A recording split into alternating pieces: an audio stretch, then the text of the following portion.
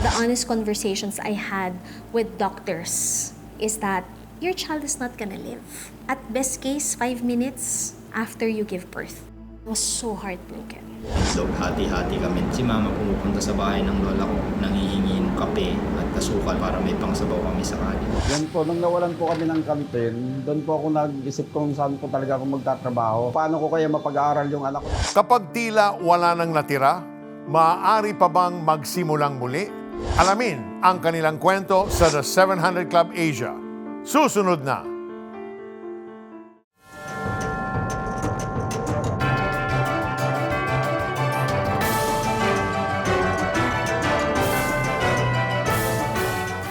Is it time for me to move on? Kilala siya online bilang Chrissy Talks HR, isang leader at coach na nagbibigay gabay sa career at purpose. Pero bago siya nakilala rito, isang kwento ang kanyang pinanggalingan. I do not know what it feels to have a family. Nang maghiwalay ang mga magulang ni Chrissy, napunta silang magkakapatid sa poder ng kanyang ina na kalaunay ng ibang bansa upang masuportahan silang magkakapatid. I used to think of myself as kawawa ako, na wala akong magulang. I was forced very early on to mature. Because if you feel so much, if you allow more emotions come in, it can ruin you. And I rushed growing up because this is my circumstance now. I'm a child, I'm a minor, I can't do anything about it. But the moment I turn 18 and I can make my own decisions in my life, I will make sure that I make those decisions to make my life better. Nang makapagtapos, dinala siya ng kanyang ina sa Singapore kung saan binuo niya ang kanyang career bilang HR consultant. Doon din niya nakilala ang lalaking pinakasalan niya. Sabi ko nga sa kanya, I will agree to marry you, but do not do what my father did to my mother. For the first time ever in my life, I allowed somebody to be able to 100% take care of me. Nabigyan si Chrissy ng malaking oportunidad sa isang kumpanya sa Singapore, habang ang kanyang asawa naman ay nagpa siyang magsimula ng sariling negosyo sa Pilipinas. We were both very driven, so both of us were trying to do something big. My thinking back then was that, I'll take this job. Because pag nag-business ka, wala kang sweldo. I will fend for the family. That really put our marriage into big test because he was so scared to look weak to me that hindi pera yung kailangan niya. Kailangan niya yung asawa niya. Umuwi siya ng Pilipinas, naiwan lang sa Singapore, and then we did a long-distance relationship. Ngunit kasabay ng kanilang pagkalayo ang pagbubuntis ni Chrissy. Dito naharap ang mag-asawa sa mas matinding pagsubok nang matuklasan nilang ang kanilang anak ay may kondisyong tinatawag na partial acrania. Half of his skull did not develop, so it was a bone malformation. It's a 0.5% chance of survival. The honest conversations I had with doctors is that your child is not gonna live. At best case, 5 minutes after you give birth. I was so heartbroken. Pagkatapos kong magmukmuk for 3 days, I said to myself, it wasn't about I wanted to fight for survival of the child. But I wanted to give the child the best chance. Pero sa gitna ng maselang pagbubuntis, tuluyang naghiwalay ang mag-asawa. We separated when I was 6-7 months pregnant. So I moved back to the Philippines to give birth, but also at the same time to try to save what is left of my marriage. I said to him that, remember that time when I said to you that you will not do what my father did to my mother? That's exactly what you're doing now. I was so mad at him. And at that moment, gusto ko na mag-give up sa life. Nasa tip ako ng hagdan. I closed my eyes and I said, what if I just die today? Anyway, my child is gonna die. Why not die together? Nung gusto ko nang malaglag sa hagdanan, realize ko, sa daming pinagdaanan ko sa buhay, this is how I want to end my life. Sa kagustuhang muling masilayan ang pag-asa sa gitna ng mga pagsubok, nagtungo si Chrissy sa Christian Services at unti-unti niyang isinuko ang kanyang mga pasanin sa Panginoon. Every time pupunta ako sa service, I go home crying. It's always as if God is talking to me and telling me na, don't be scared. But the very moment I decided na, God, you are my best friend right now in my life. Because I have no one. I have nothing. What if I choose you? I started to attend Bible groups. I appreciated that there were people who were constantly praying. It helped me to choose to wake up the next day and feeling hopeful.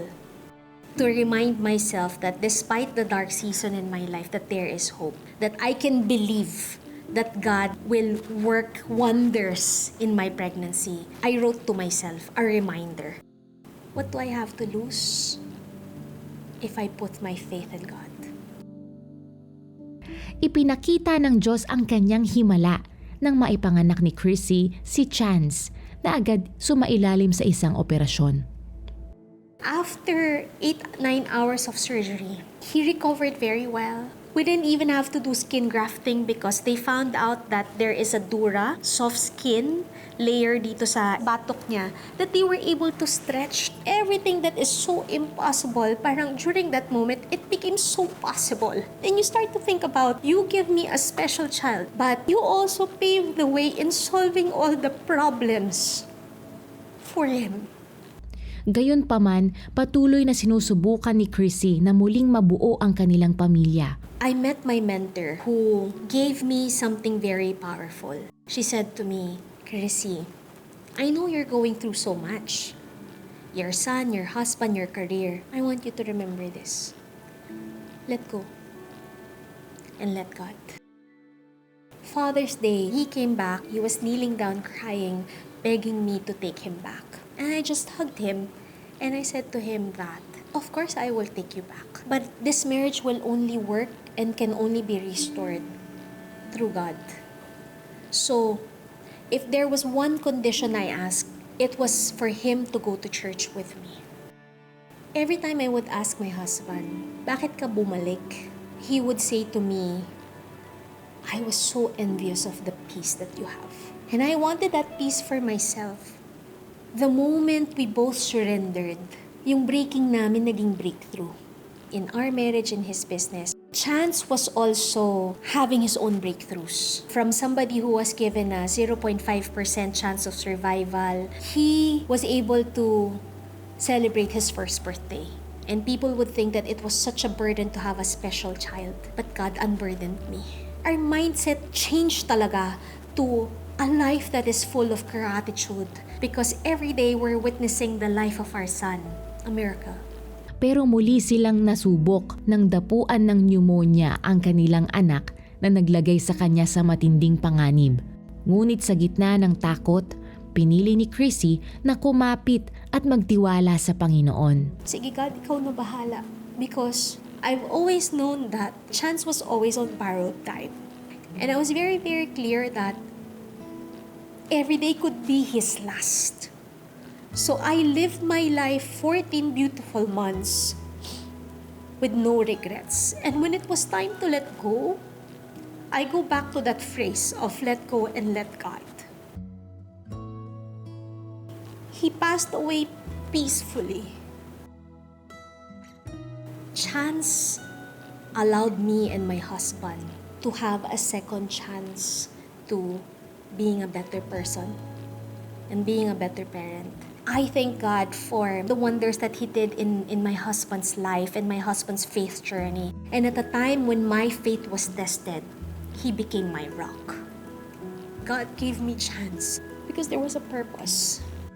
I was able to connect with mothers who had a similar situation. It was a way forward in terms of allowing that pain to be a source of hope to the pain of others.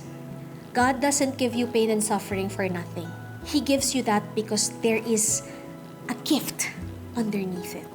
Isa pang regalo ang kanilang natanggap nang muli silang mabiyayaan ng anak. We named our son Rise because we understood that we were given a chance to rise again. I wouldn't be the person that I am today if God did not carry me through those times. I thank the Lord for allowing me to go through dark times and sacrifices because I wouldn't be able to appreciate life at its fullest. You know, Sonja, one would think, how much can a person take? Yeah. You're not talking about minor challenges, but extremely difficult challenges, betrayal. It's like piercing someone's heart with a knife, and then your child is born that way na they take 0.5. Ano ba naman yan? Para bang, but through that, you could see the grace of God upon Chrissy's life that, you know, she held on to God na hindi siya, ayaw niya mag-decide, no? Sige, dahil sinabi ng doktor, okay, sige, I just, you know. But no, she gave everything as in all to God. Yeah. And you know what I saw in Chrissy, no? It was so evident that this whole time, it was the Lord who was in pursuit of her. And that's why she was able to say, okay, Lord, then maybe I should just trust you. Maybe I should just give you my life because I have nothing to hold on to. And it's the Lord pursuing all of us. And what's so beautiful is that in the midst of that pain, Chrissy allowed the Lord to work in her life. And that pain was really not in vain. And it's still through that pain that Chrissy is able to minister to people. And so nothing is ever wasted with God. But I just feel like even right now, maybe for those who are watching, that the Lord is pursuing you even right now, especially if you're going through something so painful. And marami sa atin, katulad ni Chrisita, talaga namang dumaraan sa panahon na parang walang silbi yung buhay. Parang lahat na lang ng ginagawa natin mali. 'Di ba? Pwedeng nag-invest ka sa negosyo, nalugi. Pwedeng pumasok ka sa relasyon na akala mo makapagpaligaya sa'yo, pero sakit lang yung idinulot. And in these moments, normal tanungin na, may silbi pa ba ang buhay ko? Saan ba patutungo ang aking buhay? And the answer from the Lord is always yes. Yes, indeed. But here's the thing, life is not all about the times you fail or get hurt. There's a bigger picture. God sees it all. He knows the end from the beginning. God created each one of us with a purpose even before we were born. Just like it says in Jeremiah 1:5, before I formed you in the womb, I knew you. That means your life isn't random. You are not here by accident. God has a bigger plan for you. And Chrissy's story shows that even the hardest moments, like rejection, betrayal, and loss, can be used by God to shape you, to grow you, and even to help others. And perhaps some of you watching right now feel that same way. Like your life has no direction, or you're stuck in pain and you're always in the middle of pain. The good news is you don't have to figure it out all by yourself. You can start fresh by inviting God into your life. Just come as you are and He will guide you. He will show you His purpose. He will give you His wisdom. And it begins with a prayer to receive Christ as Lord and Savior. Will you pray with us? Lord Jesus, it's so difficult to even cry when you're in the middle of pain, when you don't understand the pain, when you wonder if the pain will ever pass or the challenge will ever diminish. But Lord, I choose to surrender to you. I choose to entrust my life upon you, the God, the creator of the ends of the earth, the one who knows me, the one who loves me, the one who made me in His image and His own likeness. And Lord, as I surrender, I confess all my sins. And I admit my faults, my wayward ways, my stubborn ways, my rebellious ways. Forgive me, Lord. And right this moment, Lord, I choose you. I choose to entrust everything to you. And so I invite you, Jesus, to come into my life. Be the Lord of my life. Be my personal Savior. Starting today, I want to journey with you. Lord, thank you for loving me unconditionally and never giving up on me. This is my prayer. In Jesus' name, amen and amen. Sumabay ka ba sa prayer at tinanggap si Jesus bilang Diyos at tagapagligtas? Balitaan mo naman kami. Please send us the message, yes, tinanggap ko si Jesus, through text or via the 700 Club Asia Facebook Messenger or comment section ng YouTube channel. O tumawag sa Prayer Center para mapagdasal ka namin. Grow in your faith, join our online Bible study group today. Just type BSG in the comment section of the 700 Club Asia YouTube channel or Facebook Messenger to receive details.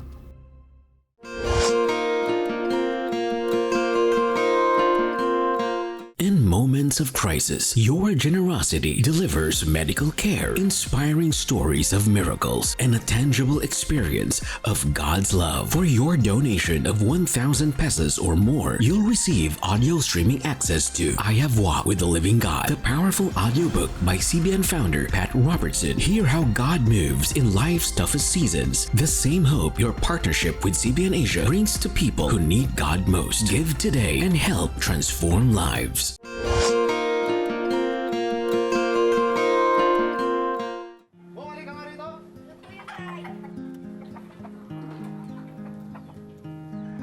Sa murang edad, namulat si Bong sa masaklap na realidad ng kanyang buhay.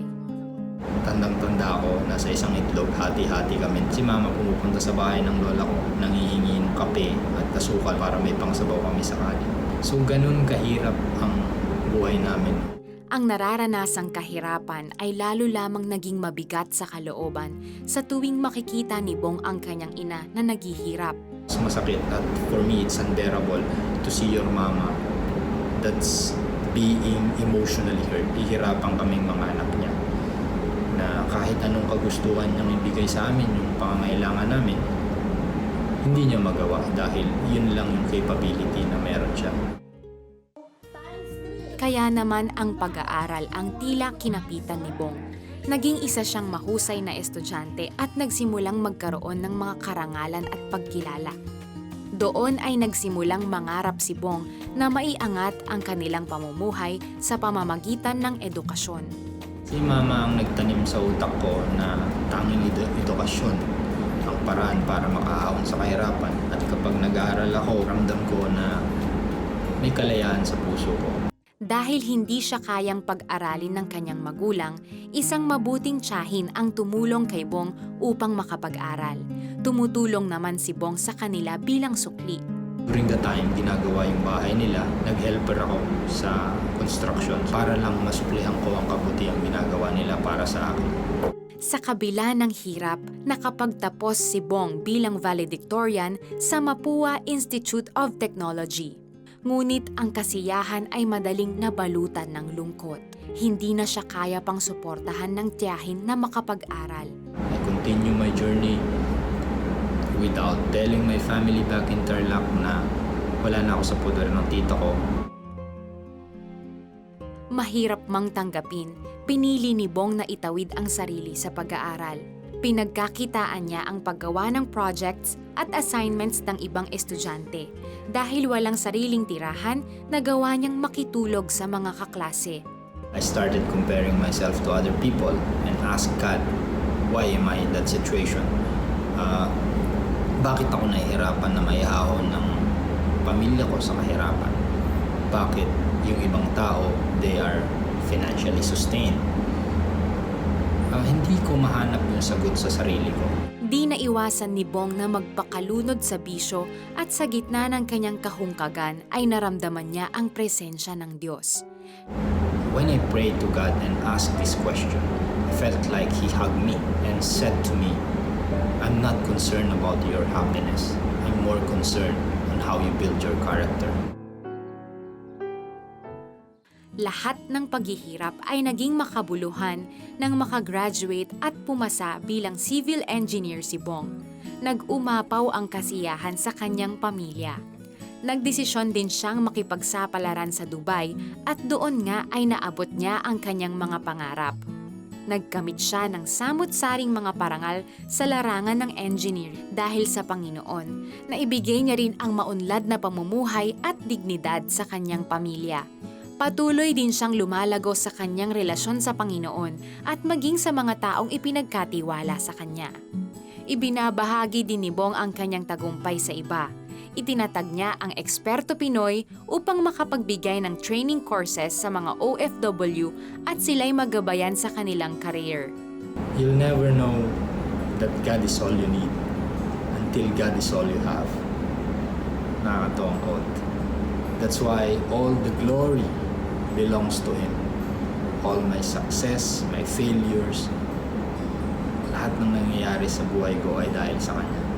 Masaya ko yung ibinabahagi sa mga tao kung gaano kabuti ang Panginoon sa buhay ko. Dahil edukasyon ang naging tuntungan na ibinigay ng Diyos para kay Bong, siya naman ngayon ang nagpapaaral ng kanyang mga kababayan at patuloy na sumusuporta sa kanilang eskwelahan. Tunay ngang ang tagumpay ay ipinagkakaloob ng Diyos upang matanghal ang kanyang kadakilaan sa lahat ng tao. I'm so glad that Bong did not throw in the towel when he lost his support, from his aunt, no? Pero yung sarili niyang galing, ginamit niya so that he can earn and then be a self-supporting student. And it all paid off. His hard work has paid off. Alam niyo po, marami sa atin, nakaka-relate naman talaga sa kwento ni Bong, na sa kabila ng kakulangan sa buhay, patuloy tayong lumalaban para sa pamilya at ating mga pangarap. Ngunit minsan, habang umaangat tayo, doon din pumapasok yung danger, yung pakiramdam na dahil sa sipag at talino natin, tayo na ang may kontrol ng lahat. At ang maganda naman sa kwento ni Bong, dumating naman siya sa point na nagpakumbaba siya. Inamin niya yung mga pagkukulang niya at bumalik siya sa Panginoon. Doon nagsimulang magbago ang direksyon ng kanyang buhay. Mas lalong gumanda yung buhay ni Bong nung nakilala niya ang Panginoon. Tama. Bong's story shows us that life is not just about pushing forward. It's also about how we handle what's been entrusted to us. There's value in hard work, in perseverance, in not giving up. But at the same time, we have to remember that everything we have, everything we own, our skills, all our opportunities, even our success, these are not just for us. We are called to be good stewards of all the blessings entrusted to us. Yes, indeed. At sa gitna ng nangyayaring sigalot sa Middle East, naharap tayo sa panibagong laban. Ramdam na kasi natin, tayong lahat talaga, nararamdaman natin yung epekto ng gulo sa pang-araw-araw na buhay. Hindi biro ang sunod-sunod na pagtaas ng presyo ng langis, pamasahe, presyo ng bilihin. Pero hindi naman tumataas yung source of income natin, di ba? At napakalaking hamon ito, lalo na para sa mga simpleng pamilyang Pilipino na talagang maliit lamang ang kinikita. At sa lahat ng ito, tulad ng natutunan natin sa kwento ni Bong, may isang bagay na kailangan natin gawin. Ito ay ang magpakumbaba at lumapit sa Diyos. We will keep working hard, but at the same time, we have to recognize that God is the ultimate provider and He is the ultimate source, and He is the one who will give us the ability not just to endure the hardship, but also He's the one who will give us the ability to produce wealth. Hindi natin kayang buhatin ang bigat ng buhay ng mag-isa. So if you're here and you're watching, maybe you really feel the impact of the rising costs ng langis, no, na apektado yung buong buhay ninyo. And if you're not, pray with us still. Pray for our kababayans. Lord, we thank you that you are in charge. In the midst of chaos, Panginoon, you are seated on the throne, and you are not a God who is apathetic. You are not a God who does not care, but in fact, you are a God who cares for His people. Lord, right now we speak your blessing of peace in the Middle East. In the name of Jesus, God, we just declare your peace all over the nations, Lord God. And we ask that as this peace comes, Lord, yes, we ask that you change yung mga presyo ng bilihin, Panginoon. But more than anything, I pray for your peace that transcends all understanding to be upon every household represented here and watching here, Lord God. I pray for every provider in the family, Lord God, who are feeling all the more the burden that they have to provide. Lord, I pray that you give them peace. And Lord, I pray that you will open their eyes to see just how powerful and how rich you are, that even in the midst of all these, you are the God who will provide for every need. And you will provide even so that we can be generous and capable to bless other people in the midst of everything that is going on right now. Lord, we thank you. We lift up our nation to you, Panginoon. Be the chief commander of this nation, Panginoon. You are in charge. You are sovereign. In Jesus' name we pray. Amen. Amen. Amen. And the Lord also wants to heal someone watching right now. You have a heart condition. In fact, you are due for a bypass. The Lord is saying to you, I'm the God who made your heart. So I'm giving you now a heart that is strong, that is healthy. Have a checkup so you will know I've touched your heart completely and made you whole. Thank you, Lord. Huwag kayong aalis, magbabalik ang The 700 Club Asia.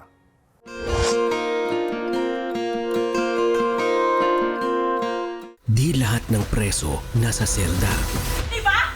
Sa isang iglap, nawala siyang lahat. Diyos ang nasa cancer. Pero lahat ng bilanggo Daddy, tignan mo, pinagpipray tayo. pwedeng maging malaya.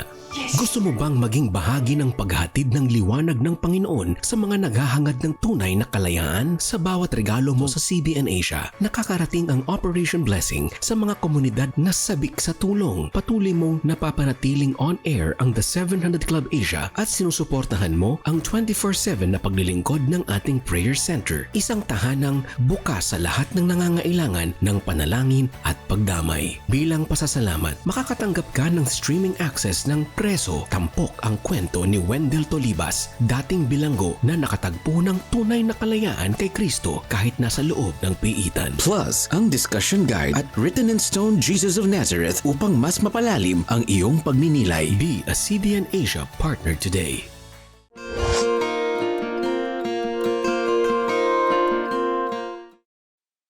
Taong 2005 nang isara ng mag-asawang Alan at Arlene ang kanilang maliit na kantin dahil sa humina ang benta. Yan po, nung nawalan po kami ng kantin, doon po ako nag-isip kung saan po talaga ako magtatrabaho. Kasi yan nga po, hindi po ako nakatapos ng high school, third year lang po talaga ako. Yung anak po kasi namin noon, 2 pa lang. Sabi ko, paano ko kaya mapag-aaral yung anak ko na wala na kaming, kumbaga, hindi ko na rin alam kung saan ako papasok. Sa natirang 1,000 piso mula sa kantin na nagsara, naisipan niyang inegosyo ang fried chicken na sariling timpla. Timpla po ng fried chicken namin, parang dinibilop ko lang. Talagang ginawa kong sarili na pinag-aralan kung ano yung maganda. Yung 1,000 po na yon, pinambili ko ng 6 na pirasong manok. Tapos yung tira po, pinambili ko ng gasol.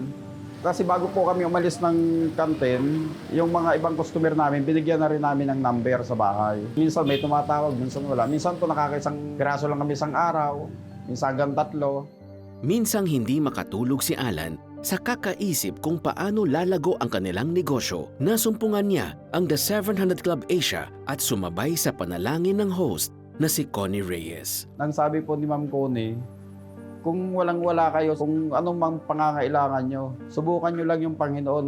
Subukan nyo lang kahit magkanong halaga, basta bukal sa puso nyo. Ayun po yung may natitira kami talagang 200 lang nung gabi na yon. Sabi ni Mrs., ibigay kaya natin to. Nag-agree naman kami ni Mrs. na parehas na kinumagaan. Talagang pagkagising ko, ibinigay ko sa 700 Club Asia. Diniposit ko pa po noon sa M. Loelier. Hindi binigo ng Panginoon si Alan. Wala pang 1 linggo, padami na ng padami ang umu-order ng kanyang fried chicken. Dati po, nakakaisang buong manok lang kami sa isang araw hanggang 3. Mula po nung nagbigay kami sa 700 Club Asia ni Mrs., doon na po nag-umpisa na minsan, nakakalima na kami, 10 hanggang 20, ganyan sa isang araw. Doon na po nag-umpisa na parang papasa-pasa na po sila ng number namin, yung mga nakakatikim po. Parang naging word of mouth na po yung chicken namin. Ipinagpatuloy ni Alan ang pagbibigay sa gawain ng Panginoon sa CBN Asia. Kaya't walang tigil din ang pagpapalang natatanggap ng kanyang pamilya. Mula po nung nag-donate kami sa 700 Club Asia, doon po na nagtuloy-tuloy nga po yung order. Doon na po namin napag-aral yung anak namin na 2 na parehas po tapos sila ng college. Pinagkaluban din po kami ni Lord ng pwesto na kahit maliit lang, pero okay naman. Kahit nung pandemic po, hindi kami naapektuhan. naranasan ni Alan at ng kanyang pamilya ang katapatan ng Panginoon sa kanilang pamumuhay at negosyo. Open for franchise na ang kanilang Mang A Fried Chicken. Pag nagbigay ka, ibabalik sa'yo ng Panginoon ng sobra-sobra. Katulad po namin, nagbigay ng 200. Sino po ba mag-aakala noon na sobra-sobra yung binigay sa amin? Na yung mga hindi ko nararanasan noon, na ipaparanas ko sa pamilya namin ngayon, sa mga anak ko. Sa lahat po ng nakakausap ko, talagang ipinagmamalaki ko na nag-umpisa ako sa 700 Club Asia. Kasi nung hindi ko nasumpungan siguro, wala po akong ganitong hanap buhay na ipinagkaloob ng Panginoon. Kaya lagi kong sinasabi sa kanila na ang negosyo na to hindi naman sa akin eh. Sa Panginoon to, parang pinahiram lang sa akin ni Lord na pinagkatiwala lang.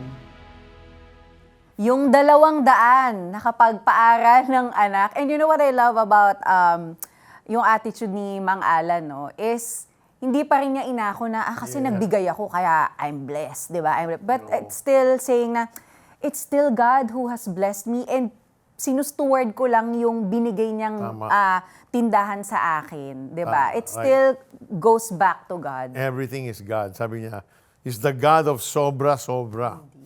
In times of uncertainty, stories like this teach us that faith is not passive. It's practical. Stewardship looks like stretching a tight budget, avoiding debt that adds pressure, or using a small skill to create extra income. When we honor God in how we manage the resources He puts in our hands, no matter how small, we align ourselves with His purposes, and we leave room for Him to move. And this is what kingdom living looks like. In a world that tells us to hoard during crises, God invites us to trust, to share, and to believe that He is our true source. Generosity does not always mean large amounts. Actually, generosity starts with the condition of our hearts.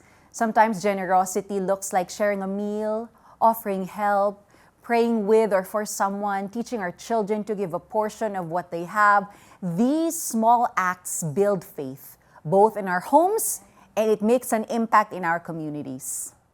And so before we end today's program, we want to leave you with this powerful reminder from the Word of God that is timely for our time right this moment.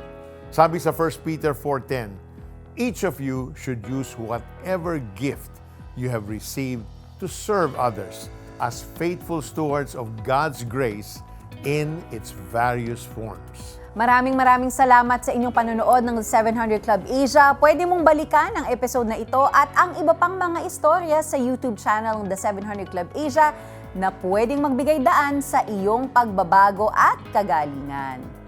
Follow us on the social media platforms of the 700 Club Asia on Facebook, Instagram, TikTok, and X for more encouraging and faith-filled content.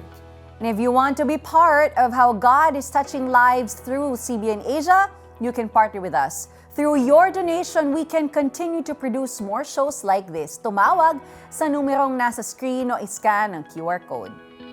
May the Lord bless you and keep you. May He make His face shine upon you and give you His everlasting peace. Ngayong Martes, Paano kaya nahilom ang sugatang puso ni Lay, ang dating lead vocalist ng Prettier Than Pink? masama bang uminom ng tubig na walang laman ng tiyan? At ano kayang pambihirang sakit ang dumapo kay Minnie? Very uncomfortable yung pakiramdam ko. Talagang sakripisyo. Tunghayan ang kanilang kwento sa Healing is yours! Tampok sa The 700 Club Asia. Martes, 12:00 ng gabi sa GMA.